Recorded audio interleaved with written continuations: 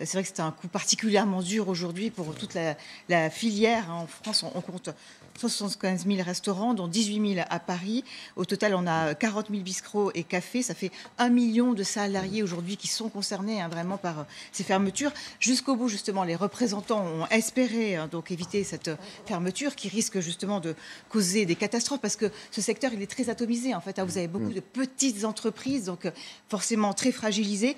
Vous accusez déjà des pertes importantes, entre 30 et 50% au minimum. Et du coup, le risque, c'est que certaines d'entre elles mettent la clé sous la porte et qu'il y ait des faillites en chaîne. Alors évidemment, vous le disiez, vous allez pouvoir utiliser les mesures mises en œuvre par le gouvernement, comme le report des paiements des impôts, des charges sociales, et puis également avoir recours au chômage partiel.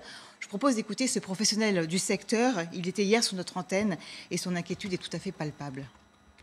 Moi, je veux qu'on aille sur une annulation de charges et aussi, surtout, sur un fonds national d'indemnisation des entreprises. Parce qu'aujourd'hui, excusez-moi le terme, hélicoptère-monnaie, je pense qu'on va être obligé. Parce que si on veut garder nos salariés dans les entreprises, les trésoreries aujourd'hui sont vraiment à tonnes, hein, donc il n'y a plus de trésorerie. Le peu, c'est de conserver ce non-paiement de charges pour faire un peu de trésorerie. Mais c'est quoi? C'est un mois. C'est pas possible de tenir des mois comme ça. Mais un mois, ça sera au mois de mai, si ça repart pas, même, je pense que même si la reprise sera difficile.